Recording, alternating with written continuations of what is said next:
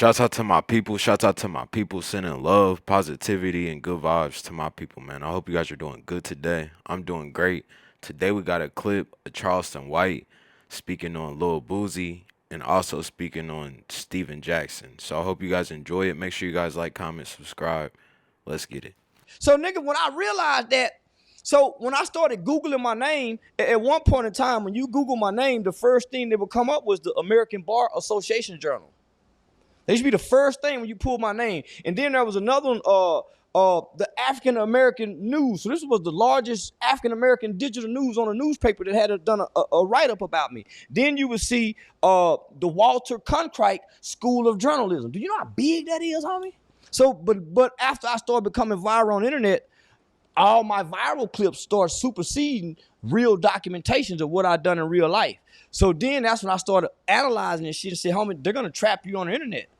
And what you do on the internet is gonna supersede what you do in real life. Because these people don't associate real life anymore. Everybody's trapped in the metaverse and not the universe. Yeah. Nobody is facing with reality and dealing with reality. They're dealing with the metaverse and coming, and they taking a break out of the metaverse and come look around in reality, fix something to eat, maybe wash their ass, take care of the kids, put the pacifier, and then they jump right back into the metaverse and they miss the universe. So even when they're out eating, when they driving their car, everybody's in the metaverse. That's why so many wrecks. They're not paying attention in the universe. That's why so many victims, because people are not observing but everybody's looking down at their phone, so everybody's a potential victim. That's why I think it's so easy to make it nowadays. Because if you can tap out of being distracted and being a consumer to being a producer and putting out content, you can really make it. They say all you got to do is be consistent. Because they're in the metaverse. So, nigga, when I got hip to that, I said, nigga, I'm finna be the Denzel Washington of the metaverse. And I fulfilled my dream. I think you exceeded it, bro. Like, everybody kept predicting that, oh, man, maybe they're going to cancel him or somebody going to get to you or all of this other type of stuff. Somebody did get to me. There was a real gangster who's in this book. You actually had Tegan on here. Yeah. A real FBI, a white guy he's the new Donnie Brasco of today. It was one white guy who worked for a gang unit. He went inside of a neighborhood and arrested over 50-some gangster Crips by himself, playing a blood, dressed in a red uniform, and arrested all Crips by himself. He bought crack from the ones that sold 20s all the way up to the ones that sold keys. Right. He beat up a few of them, went undercover. He didn't have no money, and he did this with $1,500 till the FBI got on the case. Once the FBI got on the case, he was able to go full undercover and got these guys. Well, this is around the time Facebook came with the Facebook Live. So this guy was somebody we all looked up to. Guy by the name of Kevin Spencer. We all looked up to him. He was the epitome, like how Young Thug is. Yep. He was that in our city. The baddest nigga ever. So once he snitched on his Woody. He snitched on his Woody. He snitched on his Woody. But he told everybody, can't nobody beat me up, nigga. So I'm going to come back to the city. I ain't going in witness protection. So Tegan wrote the book. Yeah. I read the book. Tegan wrote the book. So while I'm reading the book, I'm also working in the community with some of the kids that Tegan got and the mothers in this book. I meet one of the mothers, a lady by the name of Miss Nikki. Her son catch a robbery case. I help him get out of the robbery case. She tell me how Tegan helped her get out of his life, helped her son. So I'm saying, man, this white boy is really a hero. Yeah. He don't want the book to go to the movies because he don't want to look like a white savior. And I'm saying, why would you be? Because racism. I'm saying, why would a white boy be feeling it about him? So after he arrests all these black kids father, he went to the Fort Worth Police Department and said, hey, man, while I was working undercover, I saw this in the homes. I saw it in the house. A lot of you guys have to do this. We need to come up with a program. They said, man, great job. Why you want to help these motherfuckers? You're a decorated cop. He quit working for the police department and put all his resources in this book to build a program for black kids in the same neighborhood that he arrested daddies at. Yeah. So, nigga, now I'm working with these same kids. So this nigga attacked me because of this. But the black community is cheering him on. He was a gangster killer. All the niggas in the neighborhood scared to call him a snitch. I publicly called him a snitch. So nigga, won't nobody publicly say, man, Kevin Spencer is a snitch. All the niggas still hit his G's and his C's. Twisted Black, the famous rapper, came home, hugged him. and made a song about him snitching. But he'll beat you up if you say this. So he catch me at the barbershop. They set me up because I'm the only man in my city, the community activist, who will say, man, the kids, this is the gangster nigga, y'all, he snitched, so y'all tell too.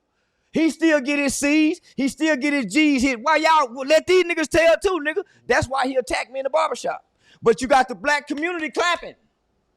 But they saying I'm wrong for snitching. So when Woody come home, they clap for Woody. Oh, Woody's so loving, but this nigga done killed a bunch of people. Just 10 years ago, the FBI said he's the most dangerous man in Atlanta. And they clapping for him. But I'm the bad guy for wanting to tell on these kind of guys. Yeah. So now Young Thug done come out snitching. Young Thug got a video in the interrogation room for 2 hours, having dialogue with the police about crime and criminals, but he don't want to work with Gunna. Come on, homie, look at the hypocrisy. So, nigga, God made me the sacrificial lamb. That's why I have gotten this far, because I have been attacking evil.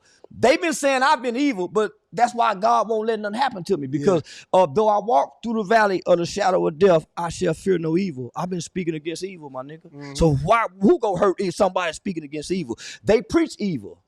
They go commit crimes and put it on songs. That's how they were able to give them. And they use the songs against them. So nigga Boosie killed 9 people, went to trial for 5. Used a 16-year-old to kill 5 people, and this kid didn't make over $50,000. He paid $2,000 per hit. And people saying God on his side. You're a damn lie when he got a 15-year-old doing life in prison. And by the way, I helped worked on that law to try to get this kid out. It's called JLWOP, juvenile life without parole. I went to Washington, D.C. over 4 or 5 times. We got it abolished, but you know what? They didn't make it retroactive for the boy Boosie used. So that's why this is personal to me, nigga. I ain't got to explain that to y'all. Why he picking on Boosie? Because I fight to get Marlo Mike out, nigga. He'll die in there as a baby. Nigga was 15 years old with 9 bodies. He went to go tell because he couldn't sleep at night. Boosie sleep good at night because he didn't pull the trigger. That baby can't sleep, nigga. It's crazy when we was growing up how they try to, praise the streets, make the streets sound so good. And through time, with the Little Baby situation, Wife and Lucci, Young Thug, you can go on and on with all these rappers catching cases, going to jail, wasting time, spending millions of dollars in money, and now you figure out that 90% of these people are ratting. Like when they say the streets ain't real, it's so true. You got a couple stand-up guys that, really live and die about it, but for the most part, everybody is just playing a role. Everybody is just acting street, hood, hard, acting like they don't snitch. But once shit hits the fan, you get to see that the streets ain't even real. Why you throwing your pool party? That baby had 9 bodies, nigga, at 15 years old. And he committed them all. He had to get it out his heart, my nigga. That's why he went to the police and told. Can't sleep at night, nigga. You done killed 9 people and you can't tell nobody about it? And you a baby? He was a baby. And y'all got more mercy for Boosie. And this nigga still rap about I'm being on death row. And he cried. He was in protective custody. Ask Eric Brown, who was in Angola with him. And look, East Solid. Big Boosie a hoe. That's why I want to get him in the boxing ring and punch on his diabetic jaw. Bitch ass nigga. He even said in the song, he the top 5. He done misled more juveniles in America than Tupac. Boosie should be sentenced to the higher end of the maximum sentencing guideline. You know why? Because he talked that street shit. Let's see if he can stand that street shit. Because his background take him to that USP he was talking about. They gonna go back when he ran away from home at 12 years old?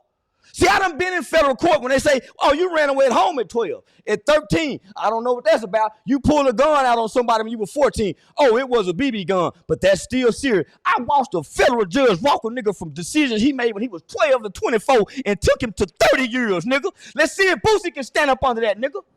Let's see if Boosie can stand up under that. Nigga, take him to the high sentencing end of the guideline and see if this bitch don't fold. He ain't been tested. That nigga just talking. That nigga been tested. How can you give a man 2 life sentences and he still go down there and make right choices? Most niggas go down there doing wrong with 2 lives. They give up, nigga. How you still have hope? Let's see if Boosie that strong. That nigga strong. Niggas just be talking, nigga. Changing, though, they don't make rap songs about niggas like him. They don't make rap because niggas like him don't rap. They don't get a chance to rap, nigga. So maybe the culture is changing though. Maybe they're celebrating the people that's selling now, right? I think I made telling cool. Because telling always been cool. I think so. If you can fight, telling really cool. Shit, if you can fight, telling cool. Don't be a nigga that can break a nigga jaw. Or have a reputation like Woody, known for shooting that pistol, and you act like you might still go back to shoot that pistol. Nigga, you can tell every time you go. Shout out to Gator. Nigga done been 3-4 times. Nigga come back still. Yeah, shout out to that nigga Gator from the north side. What about Steven Jackson, right? He's recently brought you up and he's been speaking on you. I don't know why he's been speaking on you. Steven's a wannabe, man. Yeah, you know what? He's a wannabe trying to be. Oh, wannabe. See, you got in the black community, you got men and you got males. You got males that's adult that don't know how to be men. You got men and males. Then you got OG niggas. Then you got street niggas. Then you got juvenile delinquents. Then you got the YNs. You got square niggas. But then there's a group of niggas that I like to refer to as has-been niggas. Michael Jordan is a has-been nigga. Tiger Woods, has-been. You know, once was great, has been. He retired, you put his jersey up. Then you got a used to be nigga. The used to be nigga is the nigga I don't like. He used to be something, and he's still trying to remind you of what he used to be, but he ain't that today. Used to be ass nigga. Talk about when he used to have money. When we used to, nigga, but you can't do it today, nigga. So shut up. Then you got a wannabe nigga. That's what Steven Jackson was. See, Steven Jackson is what I was when I was a little boy. A wannabe nigga. I grew up in the suburbs. Nigga, in the 3rd grade, I had my own room, my own phone line, and I had a bunk bed, and I had a Nerf tennis ball with the, you know, you can shoot the basketball in your room, and I had an Atari, nigga, to myself. Nigga, I was considered rich back then.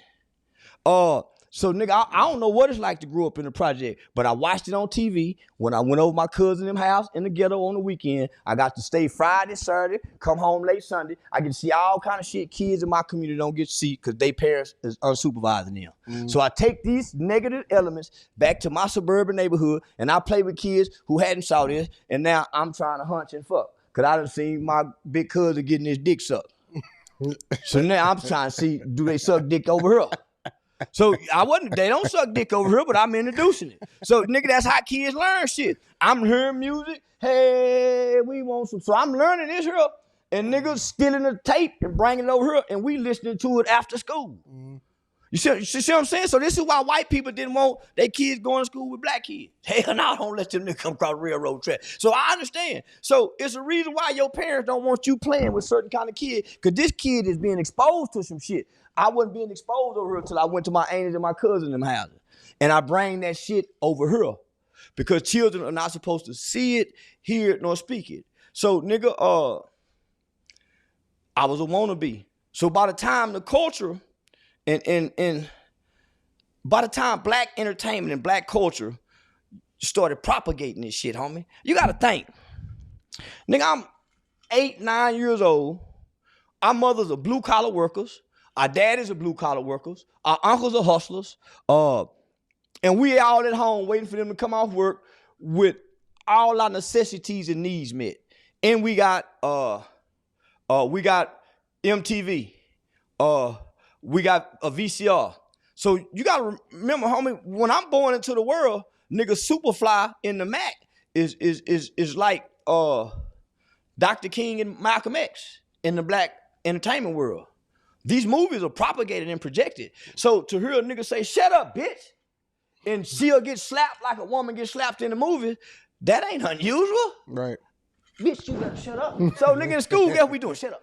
We remember that shit in elementary. I already backhanding the bitch in the mouth. So we learned this in elementary. Nigga, we watching, nigga, I watched the Mac, the movie, nigga, probably 50 times, nigga, before I learned my math tables. I can recite that shit. Nigga, and when Goldie said, nigga, I'm gonna have motherfuckers talking about me like they talking about Jesus, nigga, that was my line. And if I ain't got motherfuckers talking about me today like they talk about Jesus, nigga, and I said, damn, I'm a little bitty boy. Nigga, I said, I'm a little bitty boy. So now, nigga, so then your mother is trying to counter this. She's not bringing these kind of men through your house. So I'm not seeing these kind of men within my household. When I step out on the porch, my neighbor is a Mexican who got a mom and daddy that's married. And that's my best friend, Brian Allenese. So I can stay over Brian Allenese's house. So I don't know racism. The next door to me is a DEA agent. They tell on me every time I try to sneak out the window. So, nigga, I'm surrounded by morals and positive values. Only time I'm seeing this bullshit is on television and when we go to Ain't Beating Them house, or when I go with my grandmama, because my grandmama on drugs. Homie, I didn't know what crack looked like until the DARE program came. And they bring the little vials and said and showed her what crack. I didn't know. And then, nigga, I saw that my grandmama was on crack. I didn't know what that shit looked like. I was shielded as a child, as most childs should be. The culture is one that took the veil off and exposed our children to the criminal elements of society. The white man didn't. You got to think, this nigga made it to the NBA. What street nigga, gangster nigga, talk how he talk, made it to the NBA and fulfilled the NBA contract and retired after the NBA and don't have no prison time. So he was a wannabe that didn't get to be that's trying to be. He's the wannabe that didn't get to be that's trying to be. Nigga, so just think, I never got to be. So, nigga, so by the time I get to 5th, 6th grade, I just been watching this. So by the time it was 5th going into the 6th grade, Colors came out. Yeah. Now it was 6th going into the 7th, Colors came out. Nigga, the Colors, niggas started putting bandanas in his pocket. Niggas had first saw the Uzi machine. And first nigga watching Rambo wanted to be a military soldier shooting the gun. They gave me Rambo at first. I had all the army men. You sit them all around the room and they didn't move. They were just still. And they lay that, you know what I'm talking about? I had all that shit. So, nigga, I wanted to be a soldier at first because my granddad was in the military, my other granddad. So I wanted to be a soldier boy, police officer. Till my uncle said, nigga, you better not be no motherfucking pig, nigga. What's a pig? A punk ass cop. And boom, hit me in the chest. Nigga, I ain't police. Nigga, hurt my heart. Nigga, I ain't want to be no fireman. But I want to be a police. Because I had all the police toys my mama bought me. So, nigga, the culture is shaping an innocent kid's mind because children mimic what they see and repeat what they hear. Yeah. So, by the time I get to 6th grade, now I'm adolescent. Here come Colors. But before then, nigga, you had Penitentiary 1. Penitentiary 2, Penitentiary 3. They had a little bitty nigga named Too Sweet.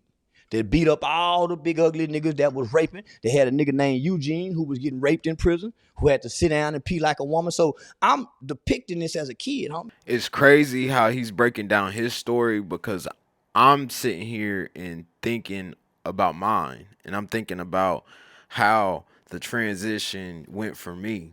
You know, originally it started off me listening to Ludacris, and then it got to 50 Cent. That eventually went to Lil Wayne. And that's just like the music I was listening to.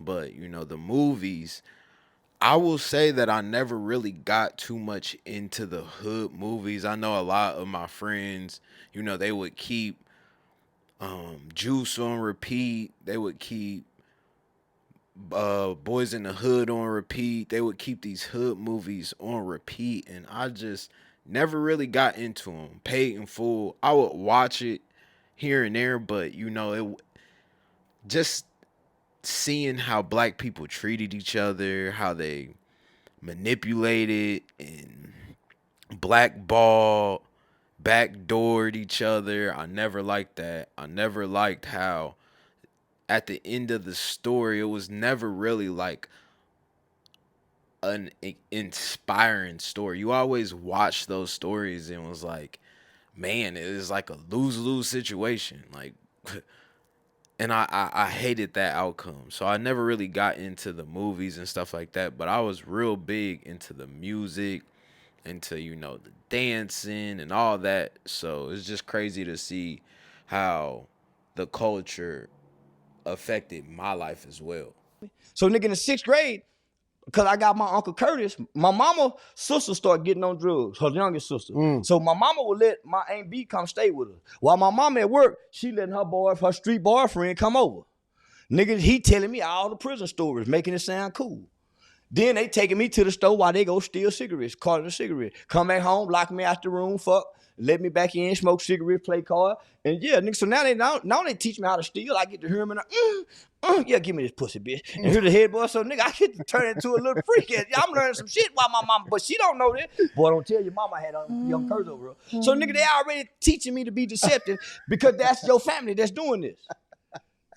Yeah, nigga. So so by the time I get the nigga, so but think about this. So I fall in the washing machine at 5 years old. I break everything from my waist down. So I had to learn how to walk from 5 to 7. As soon as I learned how to walk, I put my eye out playing with a homemade slingshot. So from 8 to 12, nigga, I had 9 eye surgeries. So I had from 8 to 12, I had 9 eye surgery before I had my eye removed. So the whole 6th grade year, I just had a patch on my eye. So I really didn't get my eye to 7th grade. So nigga, I got an insecurity. So 7th grade, I ain't no bad kid. I just got my new eye. I finally get to be a kid. Nigga, 8th grade, I catch a murder case. So these niggas want you to think I'm a street kid. And nigga, I've been in the hospital. I just got my new eye. I don't know nothing about the streets. Nigga, I've been watching television. I'm a wannabe. Trying to be. But I'm a kid, nigga. Yeah. So these niggas don't put the street codes on me as a baby. That's why I want to shame these niggas, homie. So at 14, nigga, I'll catch a murder case, nigga. All I know is to be honest, my nigga. I don't know the lie. I wasn't raised like y'all. Who did this, mama? This what we did. Nigga, I wasn't raised to go against the police. We used to run and hug the police, nigga, during there. I wasn't raised with criminal values and morals, my nigga. I learned that from as I got older listening to music. But I wasn't taught it. So I can't stand on it. See what I'm saying? Yeah. It's not the foundation of who I am and how I was raised. How you was raised and where you was raised is your foundation. You just add to it as you build the structure throughout life. But nigga, my foundation was built good and sturdy. Yeah. Yeah, so I went back to my foundation because I didn't know what I was doing in the streets, nigga. I went back to my foundation. Praying, God, yeah. So I grew up in a boys' home, nigga, really studying the culture from the outside. While y'all was on the inside listening and dancing, I was on the outside seeing it how nigga, throughout the years, we all transform and shape to the culture. We wouldn't have never knew nothing about Moet Chandon and Master P would have never told us. Yeah, we would have never knew nothing about Versace, Giovanni Versace. Pac wouldn't have been rapping about it in the Dob hats. Nigga, we wouldn't know about threesomes if these niggas didn't put it in song. We wouldn't know about Percocets. We wouldn't know about nothing if these niggas didn't speak it through a microphone to us. We see it in our daily lives, but we can't highlight it because we're in survival mode. We're in pain. We're in struggle. But when we're having fun and entertaining ourselves, the music helps us highlight all the negative attributes of our culture to grab a hold to. Yeah. The music highlights it for us. The white boy don't. And they saying, well, it's the music labels that's putting it out. It's the niggas that's writing it out their hearts. Yeah. What comes out of a man's mouth is in his heart. Who writing these lyrics, nigga? When these niggas first get their first hit song, who wrote it? The record label didn't write it. So who's coming up with these words? Who's putting these phrases together? You, nigga, based on what's in your heart. Yeah. So, nigga, so I came to really attack the culture because it's imagery. It's propaganda that's using imagery, gangster imagery, nigga, to control a specific group of people in America. And we're targeted by it. So yeah, that's why these niggas hate me, nigga. I attack their gods. He's still trying to play gangster.